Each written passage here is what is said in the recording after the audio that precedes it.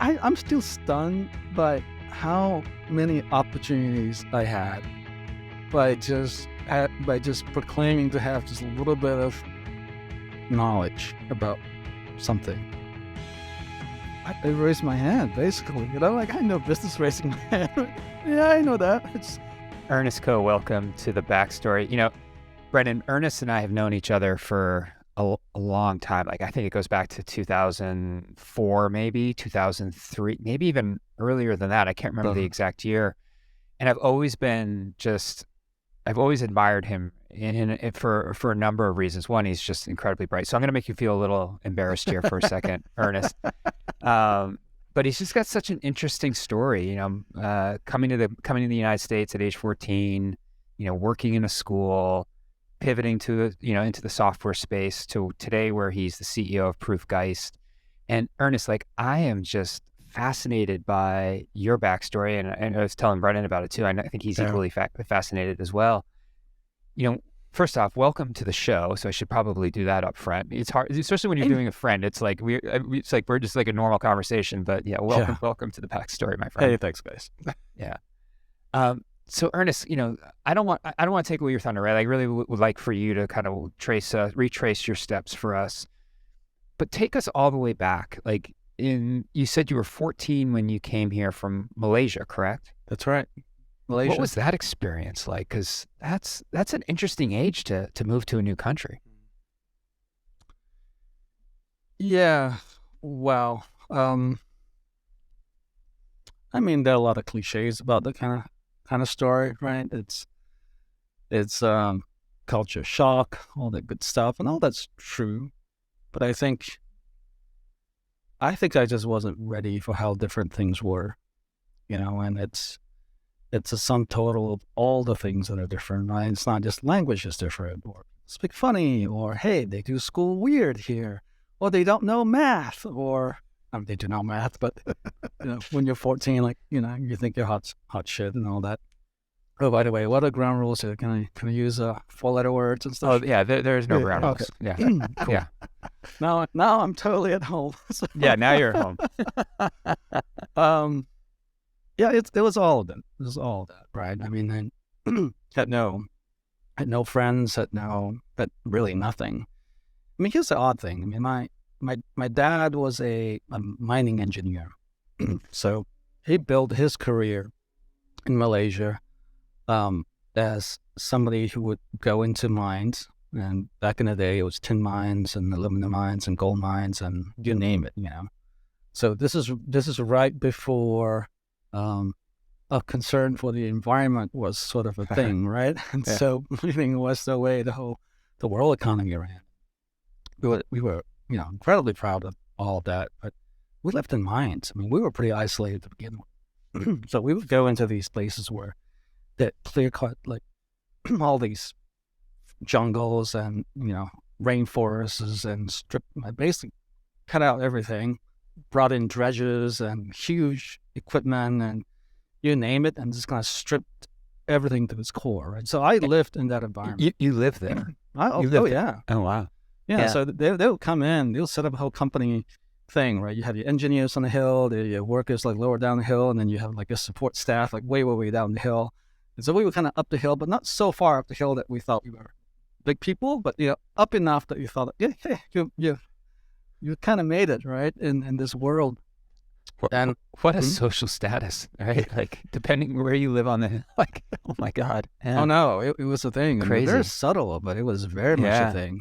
Sure. And with Malaysia, obviously, it's a multiracial country with lots of racial sort of complexities and political challenges. But these mines were originally owned by the Brits and foreigners, quote unquote, right? So we worked for the man, literally the man. What's his name? I still remember his name, Mr. Chambers or whatever his name is, the head boss. And from time to time, I would take my bike and right out to where the dredgers were, and these were huge machines. You could stand, and they're huge dinosaurs, and they make these noises, like horn, as if you're living in Jurassic Park with this all metal machines, And then you see all the tailings that are digging in the earth, and you spit out from the back, and it was It was like a movie set. So I went from that world. You know, I mean, we kind of split time between the city and the mines, but I went from that world to saying, we got to get out of here. And so it's either Australia or Florida. And Florida won. But the contrast, though, right? To Yeah. go from, fairly rural, environment to, I mean, you settled in Jacksonville, right? Yeah, I settled in Jacksonville. The thing is, I think the thing I want to stress is it's not, for a lot of, I think, immigrants of my generation, and maybe even ever, in some ways, I felt like we were oddly much more, what's the word, worldly than the people that we immigrated, than the community we immigrated into. Right? Because, I mean, Sure. you imagine my perspective was, there's this whole big world out there. You got companies from, all the way across the world coming in and building things, and we're part of the world economy. We're digging shit out of the ground and making the things that, that the Americans use for whatever, or the Brits use or Australians use. And my dad went to school in London, and so he came back with his degree, and that's how he got into the whole mining industry and all that. And he was a chemical engineer, geologist. So, I mean, I had a very sort of worldly, international perspective. Right. I mean, Malaysia was a fairly small country. You could drive 5 hours and be in a different country. Right. You spoke 6 different languages normally, and that's not because you were smart. It's because you had to go like order food down at the stall.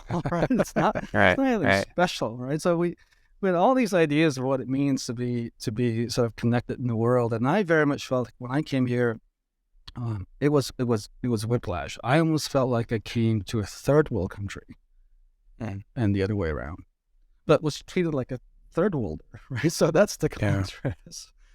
Like I didn't know anything about this world, but man, it's kind of shitty to be in, but also really rural, and in a lot of ways very insular was sort of the from a cultural perspective, was sort of the thing that comes to mind. How did you navigate that? Badly, Yeah. I mean, I was 14, man. Go ahead, Brian. Yeah.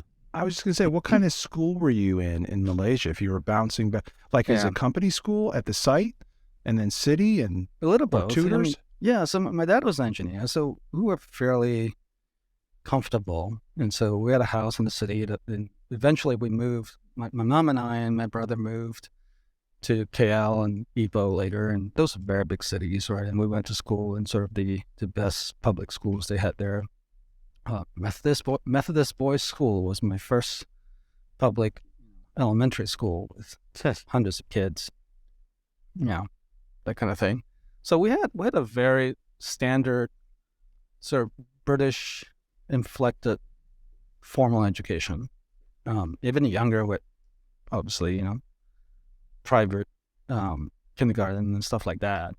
I mean, nothing super fancy, but I was taught by nuns for a little while. It was kind of funny, So this whole idea that there's this like Western education system that's been blended into something more local post independence, that's certainly in my upbringing, right? And then you arrived here in high school, and I know you went to a really competitive high school in Jacksonville, right?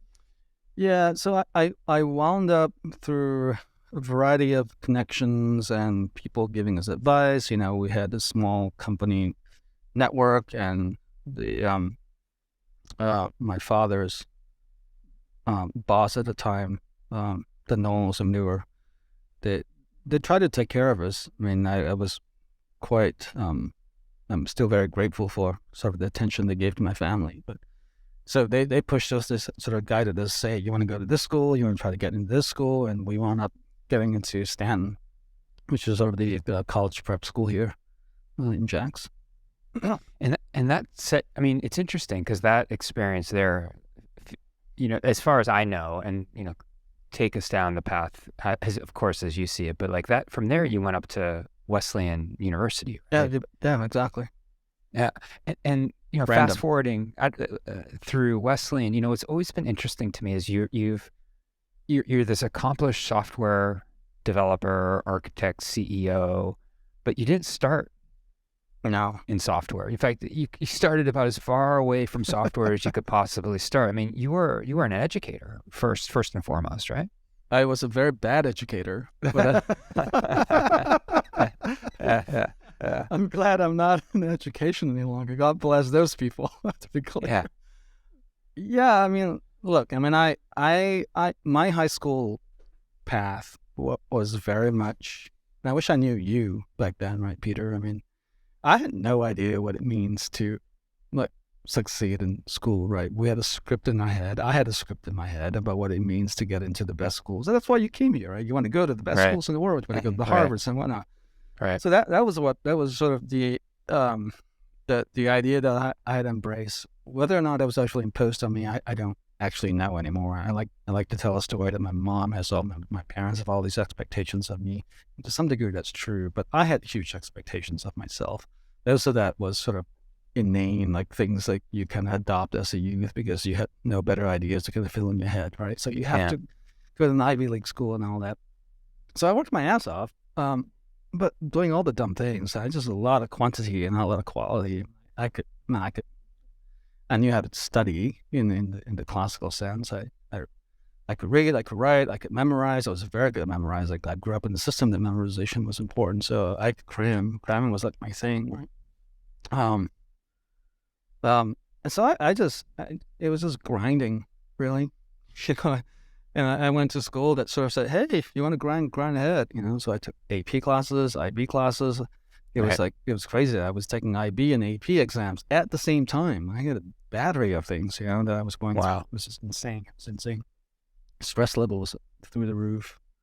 And all that, had very little social life. And I was a very maladjusted, socially awkward sort of geek, in high school. So did you lose your mind when you went to Wesleyan? I mean, I lost my mind, man. So I mean, this is the thing. People think, wow, you were so, like proactive and foresighted to go to this like liberal arts, liberal school. Like, I had no idea. I chose a Wesleyan because I thought it was a nice conservative, like Christian school. Man, that's far from, right? Yeah. So it's completely opposite. I mean, that's not 100% true. I mean, I did visit, and I just wanted to get out of town. I wanted something completely different, and so,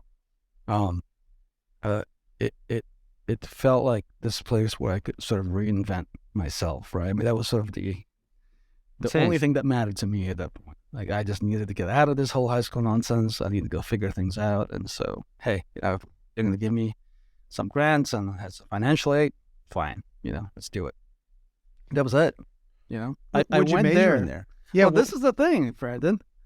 I had to tell my mom that Wesleyan was the place I wanted to go to because they had a 3-year, 2-year program with Columbia. Columbia was an Ivy League school, right? So so I was all right, you can go there because I was like, hey, you got to be an engineer, you got to be whatever. So they had this 3-2 program, engineering program that's with Wesleyan. So the idea is that you could get both degrees. You do 3 years at West and 2 years at Columbia, and you come out with being a little engineer. It's like, so I sold them this idea. And one day I took a couple of physics classes and I hated it. Fucking hated it. I thought I was good at it, and then I wasn't. Yeah. And then I said, I'm done. I'm just going to read history and read philosophy and go do that. So that's what I did. Wow. Yeah. And so how did you get into teaching? Like, I don't even think I know that story. How did you become a teacher? Same way I did everything. I had no clue what I was doing. I had no plan.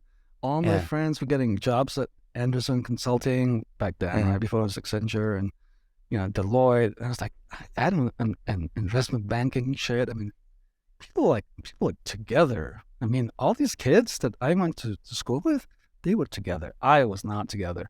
I mean, I barely skated through college basically.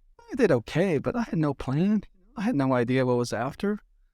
So, my roommate, my best friend at that time, Alex Fong, he had a plan. It's like, I'm going to go to law school eventually. He was super, super smart. But I'm going to start teaching first, and kind of figure things out. And he got his job at Loomis Chaffee teaching philosophy because he was a philosopher major. And he called me up the day he got the job. Said, they're interviewing for a history and Chinese language teacher. You know a little of both, right? He's like, yeah, I got nothing better to do. So I applied. literally drove the 20 minutes down the street. I bought a suit at like Oh my God. Kmart or something. I was Love like, it. it was like, oh my gosh, I remember the shoes I bought. Like, it was so uncomfortable. I could barely hobble through, Founders Hall and all that. And I don't know why they did it, but Alice Baxter, well, bless her soul. She was my first boss, and she gave me that job right out of school. It's so amazing. And that job actually, I mean, that was foundational in a lot of ways to the rest of your career. Yeah. Foundation. Let's talk about that. Oh boy, where do I start? Oh God, I was such a mess, Peter. I mean, I think you're a little hard on yourself. I don't know. I mean, I think you hear a lot of things about yourself, and you think you're great. I'm not. I don't think I'm being, unfairly self-deprecating. I just know that when I first got onto campus and started teaching, I was surrounded by this world I had no access to. Kids were driving up in cars, like seniors were driving up in cars day in boarding school, right?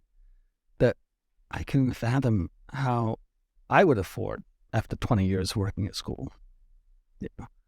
And so it was all this status thing. And it was not like overtly mean with it. This is a fantastic school, right? I mean, it's a place where really cool people go and get an amazing education that they could never get elsewhere. I had no idea what that experience is like. I mean, you go to Wesleyan, right? And the cool thing about Wesleyan is that people like purposefully, what's the word? Dumb themselves down socially, so to speak, right? I mean, you're all like bohemian and hippie, and you can't tell status very easily until you like go home for a break and all that. But people drove beat up cars, and it was very down to earth and very quote unquote real and all that, right? So you had this perception of the kind of reality that was sort of disconnected from the actual reality, socially that people came from, which was very cool, right? So it was a very safe space to be very equal and democratic and do all kinds of crazy things. You were equally crazy with like the rich kids. You didn't really know. Sometimes you knew, but really, I mean, it wasn't very overt. Once I started teaching, I mean, that whole world just like snapped into focus. It was very much class, was very much status. And were you looking at that through the lens of, an immigrant who's been in the country at that point, 8 years? So I have a little bit of that. Yeah, a little bit of that. I mean, and while you were there, I mean, was that where you got your roots in software? I was always hacking, goofing around on computers all my life. That's one thing my parents, it was really a huge gift they gave me when I was young. My dad started to work with computers, and so we always was close to computers, and got my hands on the Apple IIe. My mom would send me to like this after school thing where I could go like learn how to code. But it wasn't like serious coding. It was like, hey, go learn role and logo and stuff like that. And I was really hungry, right? And I was playing with databases. I was doing all kinds of things. And I always had a lot of access to personal computers, which was a very cool thing. And in high school, I started building BBSs. So that was my thing. I was connected to the modem and make the awful sound and set up little networks. So Ernest, when you were at Loomis, that's where you met Kevin McAllister, who went on to found In Resonance with. Is that right? Yeah. So connecting the computer stuff, right? So I was always into computers, and at Wesleyan, I mean, when I wasn't like trying to be a philosopher or reading like East Asian history, I basically just hacked around. I remember the early. What was it? It was HTTP 0.9, Tim Berners-Lee, the first web server pre-release had just come out. They'd been out for a while, but it was a publicly released. And we grabbed it, downloaded it, and tried to install it on the Sun Spark station that we stole Right. from like the physics department. I mean, literally. I mean, so I mean, I was volunteering. I had some work study at the at the as an IT help desk person. And so there was a bunch of us who were just like crazy, like IT hackers. No, not hackers in the bad sense, but we were just like goofing around. You know, we just had time on our hands and wanted to do stuff. So we were just ripping apart computers and putting them together and like downloading shit and trying things out. And we wanted to set up this website, this web server. So it was HTTP 0.9. I remember downloading it, and this guy, friend of mine, so kind of a senior at Wesley, and was showing me the ropes. Like, hey, this is how you get in the command line. This is how you download this stuff. This is how you set up a Perl script. And I was freaking cooked, you know. So I did that, and there was no job, right? I mean, you couldn't be like a webmaster. Like, no, that existed, right? It was very much early days of networking, and so that always stayed with me. And I always thought it was cool, and didn't know how to parlay that into something bigger, because it wasn't clear to me what that looked like, right? And obviously, I was just not that together. So anyway, at Loomis, I just kind of offered to help around. It was like, hey, you know, I know how to do this web stuff, so kind of build websites for the missions department. And I was hacking around with things, doing support, and they would start pulling me into these conversations about policy and about what should we buy, like dumb debates that people still have today. Like, should we be a Mac school or PC school? You know, like we were building like a language lab that year. So I was a language teacher with like technical chops. So I would get all these questions about which language lab hardware should we be investing in? What software should we buy? I'm like, I don't know. I'm just making shit up. So it's good. I did my quote unquote How old research. were you at this point? Like 22? I was 22. Like, you know, barely 22. Like, I'm fresh out of school, you know. And what do they say? The male brain doesn't fully form until 25? Is it something like that? Or? Something like that, right? I was thinking 50. But Yeah, right. But, yeah. I'm still stunned by how many opportunities I had by just proclaiming to have just a little bit of knowledge about something. You raised your hand. I raised my hand, basically. Yeah. I'm like, I know business raising my hand. Yeah, I know that. It's like, it's a school ethos, right? I mean, you were just one chapter ahead of the kids, basically. And so I felt like I was one chapter ahead of, you know, people on the ground. I mean, so I wanted to help, you know, and did that. And so that's how I met Kevin. So Kevin was the tech director coordinator then, and became director later, but at Loomis. And I had a problem I needed to solve. I had volunteered to be the debate coach. That was not volunteered, that was one of my jobs, because I was a debater in high school. And that year, Loomis was hosting like this mega multi-school major tournament. Like, we were the hosts. I'd never done anything like this in my life, right? Didn't know how to do it. So I thought, what do I need to make this go? So, I need a database. This is what I need. I need a scheduling program. So I cast it around and asked Kevin and said, hey, you know, you do this database thing. Yeah. Can I get a copy of FileMaker? Or maybe I'll just build like this scheduling database thing. So he gave me the software. Like, literally back then, it was literally software, no diskettes that you could install. So I did that.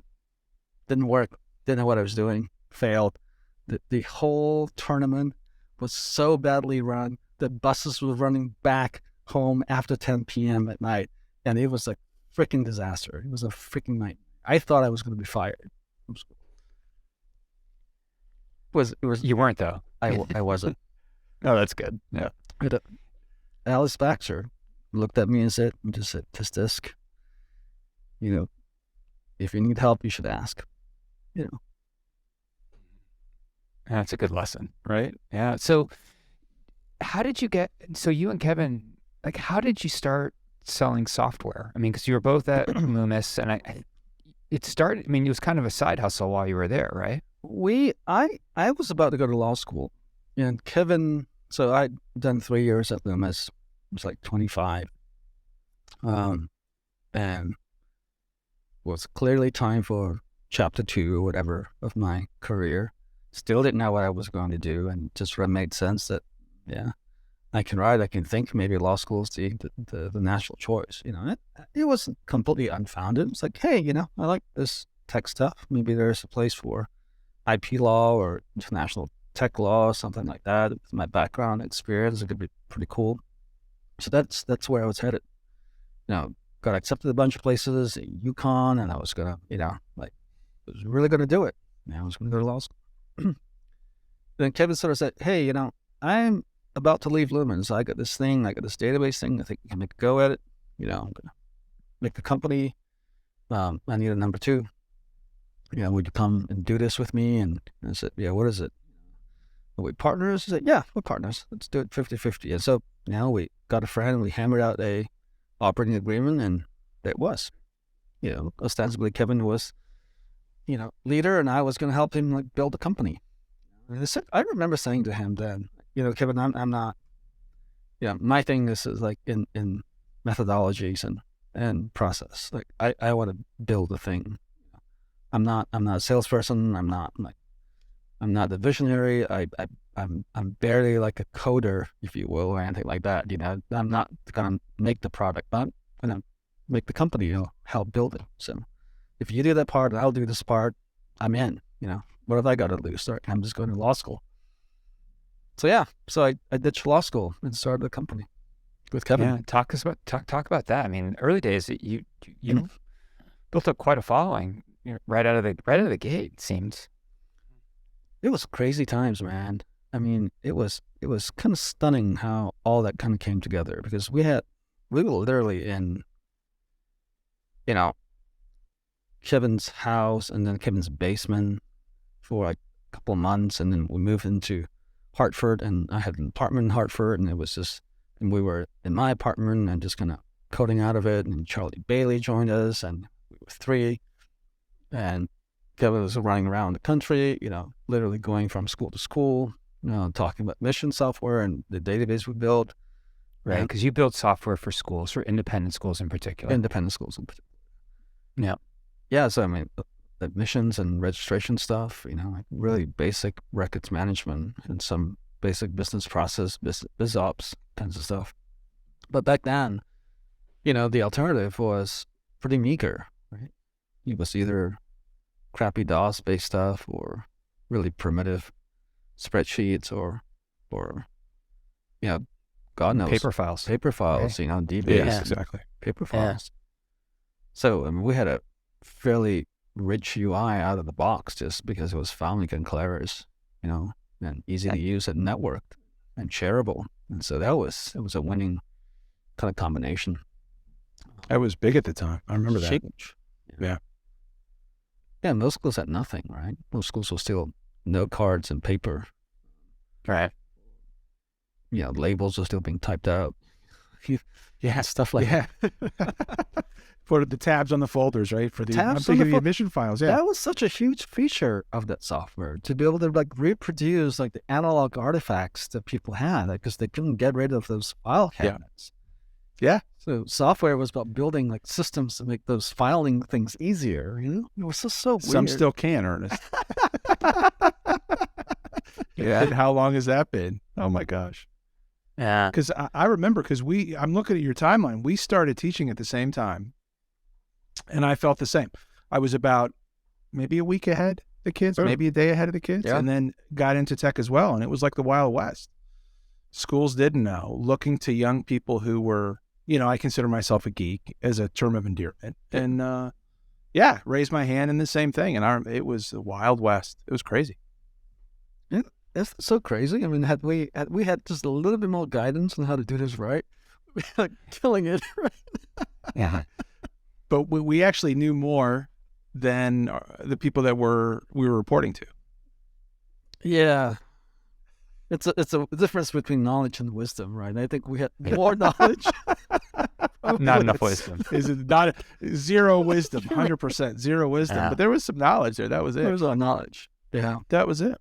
So at its peak, before, you were there through 2006, right? Yeah. That was your last year. I mean, at its peak, you and Kevin had built a company that had, 15, 20 employees, hundreds of school customers. A couple hundred Yeah, it was schools. It was a thing. a couple of mergers, a couple of acquisitions. I mean, or acquisitions in the pipeline. I mean, it was a big deal. Yeah. We had a building. We were in Northampton. Steve Ritchie, my partner now, one of my partners now, but was one of the early partners here at Residence when we started with Kevin, came on and then gave us basically a kick in the pants financially and capitalized some things that we could do. So we were, I wouldn't say we were living the dream, but it was definitely a sense that we were on this tech trajectory, right? There were a few companies around us at that time. It was like Whipple Hill, it was in Resonance, and we were definitely part of that little squad of people trying to make it there. Yeah. And I think I joined the firm back in 2005, I think. I think that was the year. I was there for a couple of years. My wife worked there for a couple of years. And so that's, where we really got to know each other, a few years before that. And then I'll never forget, like 2006 came around, and then all of a sudden, it kind of felt like the party was over. Like something, there was a split between you and Kevin, and you ultimately left and went and started Proof. And, we don't necessarily need to get into the details of that per se, but I'm curious about, you learned a lot when you were at Resonance, and then it seems like made some decisions about where you wanted to take a company. And Kevin had other ideas, I imagine, and you ultimately decided to pursue your interests. Like, talk me through that period of your life. Like, how did you gain clarity around thinking, maybe I need to reimagine myself? Those were really hard. That was a really hard time, I think. And I think in retrospect, I didn't have the emotional tools or, the psychological training, if you will, or experience to really handle. Well, what did you say? Wisdom? Like, maybe the wisdom wasn't there yet? Yeah. But I don't want to get deep into it. I think if Kevin were here, I think we'd have a very friendly, kind of conversation about what happened and reminisce a little bit, because we had a lot of good times. But you built something really cool. Yeah, we built something pretty cool, and IR went to exit in a really awesome way, and congrats to them, and Kevin. But at that time, at 2006, we were just faced with kind of a leadership crisis. We all felt like nobody was happy. The company was stressed, and we were financially trying to go and grow, and there was, lots of disagreements about how to do that and which was the better path. So it was not just operationally, it was not just about leadership, but it was all kind of encoded and, kind of all wrapped up in one. It was like we had, so it was this stuff happens all the time now, right? And in retrospect, like companies reach an inflection point, it's usually a question of growth or a question of direction, or you have key employees that really want something to change, and then it causes this, causes this crisis, if you will, of this existential crisis in the company. So that was us. We were really trying to figure out who we are, what we wanted to do, and how we wanted to do it, and who we wanted to do it with, and we couldn't come to agreement on any of those things. So I don't know if I handled it really well, but I think it was clear at that time that it was a bunch of us who were in the founding team of the company, the key engineers, and me and Steve, and then it was Kevin and, a couple others on, quote unquote, the other side. And there was some deep disagreements there, but I don't want to get into that. In retrospect, it's not that important. But go ahead. No, but there are lessons there, right? What did you take from the other side of that? I mean, how did that shape who you are and what you ultimately went on to do? Maybe you didn't even realize it at the time. Like, what are you realizing now? I mean, because it's fascinating to hear that you feel like maybe you didn't handle it as well as you possibly could. Like, how would you approach that differently now based on all the years' experience? I always imagined that what you need to start a company and be successful, before I joined IR, was some knowledge, some capabilities, some technical skills, and maybe some management skills, right? So like management and know-how, and maybe some and maybe it's a sense of entrepreneurship, right? Like the willingness to take some risks. That's all you need. I'll say very clearly now that I learned very quickly that those things are not enough. Right? I mean, what makes a company? Well, people. You know what I mean? So, I mean, you can always be a company of one. That's cool. Lots of ways to do that these days, much more than ever, right? But we were trying to be a company where we needed, obviously, people, you know, and keeping people together and the leadership skills that are required to do that. They don't teach that, right? At least I didn't go to a school that taught that, if you will. Yeah. Or I didn't know that was something that was the thing you had to learn. You know, you always kind of thought in your head it was like a natural kind of capability. You either a leader or you're not. Like you had leadership qualities, so you had not. Right. You have to realize all that's wrong. You know. Sorry. Yeah, I believe that people have a propensity for it, but I still think you have to learn. I think even, at least from my experience now, maybe having a little bit of wisdom, even if I read stuff now and try to synthesize it, it doesn't make sense until I can actually do it. Right. Because I've not found real life to be like a book. Yeah. Because you're dealing with personalities and emotions and stuff. They don't teach that for sure. The messiness of life, right? Nothing is easy. It's not black. It's not white. It's typically in that gray area, and it's hard. Sometimes you just don't know, what to do when there are no clear answers. But I'm curious. So you went off then to found Proof with your partner Steve Ritchie. What did you imagine Proof to be? Because it feels like you've gone through a couple of iterations, and I'm curious about the journey that Proof has taken over the years. Because you immediately jumped into school software, right? We immediately jumped into school software, and that was the place that we knew and we were comfortable in. And frankly, I think it still hadn't peaked, if you will, in terms of what we were trying to do. Right. But we had a technical vision that was quite different than IR. What we wanted to do was to be like a little SAP for schools, essentially, right? Because we looked at the space and we thought, hey, all these big companies all these big enterprises had enterprise software, and all the little guys had like shitty software. What if we could create a category, call it like small enterprise, and start with the education world, and kind of sell this idea that, hey, you can be like the big boys, but you need a different way of kind of thinking about your software systems as a unified whole and as an integrated business operating system. So that was the idea. And I still kind of like the idea. It's just that we were so undercapitalized, right? And so, and that was one very important lesson I learned. You had no customers because we had a non-compete. We basically said to IR, fine, we're going to go. You take all the clients, we'll take our team, right? So that was the separation. Probably wasn't very smart in retrospect, right? From a business standpoint. Yeah, because that stuff is hard to build. I mean, the client base and existing business and recurring revenue. I mean, this stuff takes time for ramp up. And man, all these mistakes you make, right? Yeah.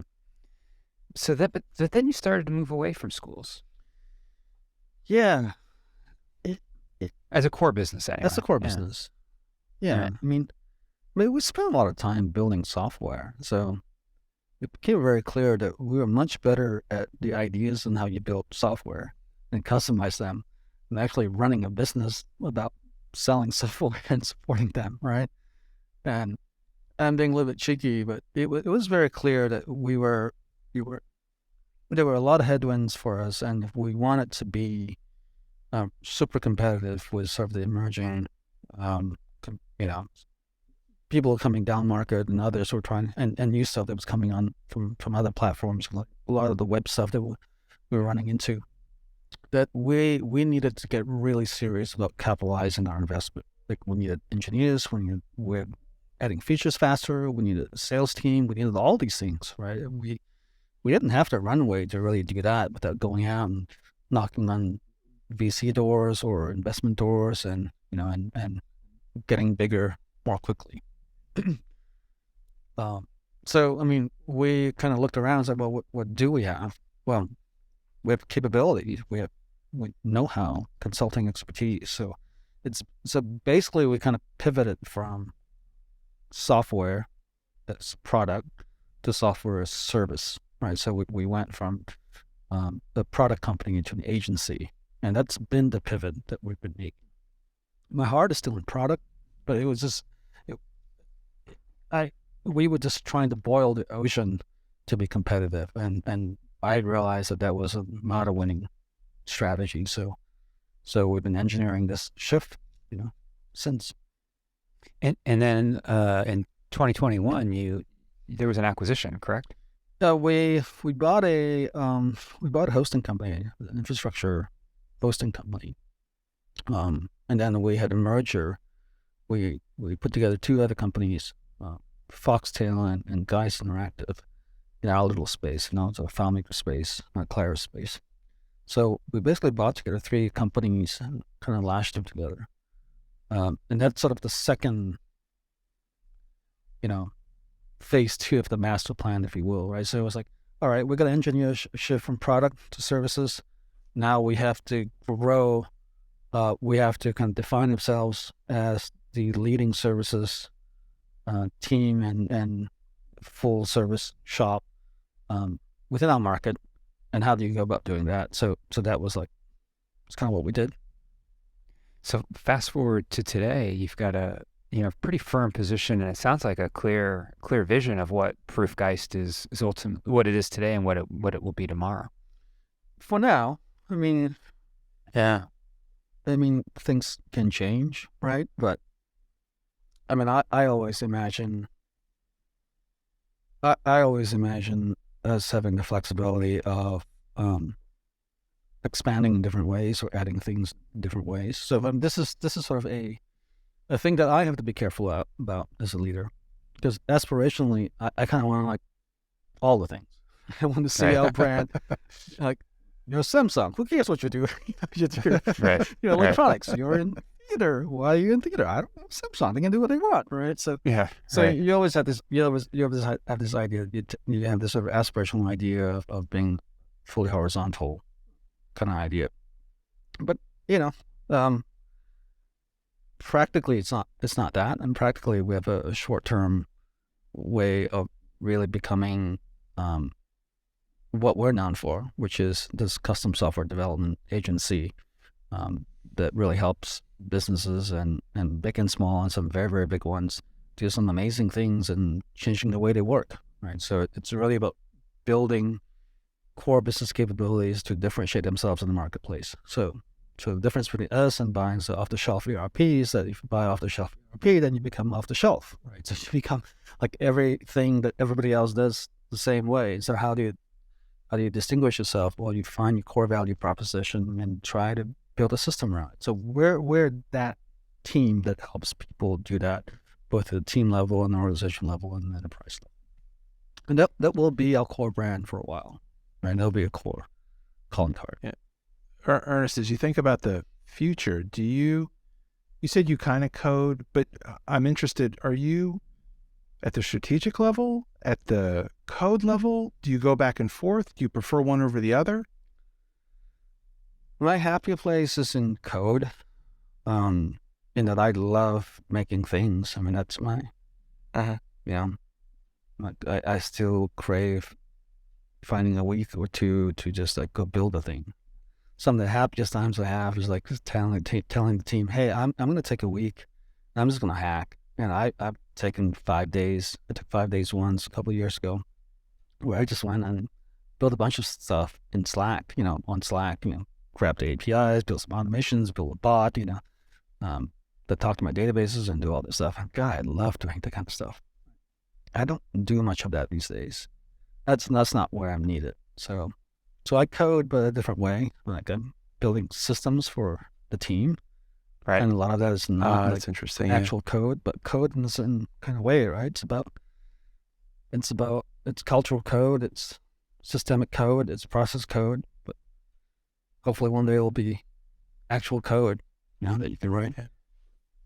Ernest, you've had such an interesting I mean, I'm just fascinated by your backstory, and I'm glad that you're on the show here telling us about it, because, you think about coming to this country at 14, immediately stepping into I think you undersold Stanton. I mean, it is considered to be one of the best high schools in the country, correct? I mean, it has a good reputation. Yeah, I mean, we produce some pretty cool people. It's competitive, right? So you literally arrive in this country, you're thrown in this competitive environment, and you go up to Wesleyan, you lose your mind. I did. And I didn't have to take drugs. I mean, it was amazing. Yeah. You just was able to tap into all these different experiences, and you taught, you founded a company, you built products, you had a separation, you founded another company that's been through multiple iterations. There have been a lot of twists and turns along the way, and it does make me wonder, if you could do it all over again, would this be the path would you take the same path again, or would you try to do something different? That's such a good question. I don't think I would have been happy not trying to just do something that I feel alive doing. Right? I mean, I think that's been the core. I mean, I think as twisty and windy as things have been, I've always felt, and as stressful as things have been, and sometimes they were really dark and bleak, but I always felt like I had this power or, opportunity, if you will, to kind of shape things and to just nudge the universe just a slightly different way than I'm seeing it. Right? Like the status quo is not good enough, so I'm going to do something about it. And that I don't think I would have done. I don't think I would have been happy doing anything differently, if you will. Right? I mean, I couldn't work for a big company. I couldn't do. I needed to do this way. I needed it to be messy, to be crazy, and to learn from it. Because I felt alive doing it. I was figuring things out, wrestling with it. So would I do some things differently had I the benefit of hindsight and knowledge? Absolutely. But the idea that, hey, go start something, ship it, iterate, and do it a bunch of times again. Maybe you'll fail. Yeah, I wouldn't trade that for the world. Awesome. Ernest, this has been great, man. Where do you want people to find more about you? Where can they go check you out? I was going to say Twitter, but oh my God, I don't know what's going to happen. It's still there. As we record, it's still there. Yeah. You could apply to be CEO, by the way. I don't think I want that job. You can try me on Twitter. And from there you can find a Mastodon account, follow.proofgeist.com if you want to look at it. Yeah. They can always drop me an email. I'm at ernest.koe@proofgeist.com. Awesome. Yeah. Ernest Koe, CEO of Proof+Geist, thank you for coming on the show and sharing a very personal story. I mean, this was a fascinating, journey you've taken, and I'm glad we've had a chance to share it. I appreciate it, guys. Good to see you again. Ernest. Talk to you soon. Thanks for listening to this episode of The Leadership Backstory. Make sure to subscribe from your favorite podcast player and leave us a review if you like what you hear. We appreciate you sharing your feedback with other listeners. Peter Barron and Brendan Schneider host The Leadership Backstory. Catch you on the next episode.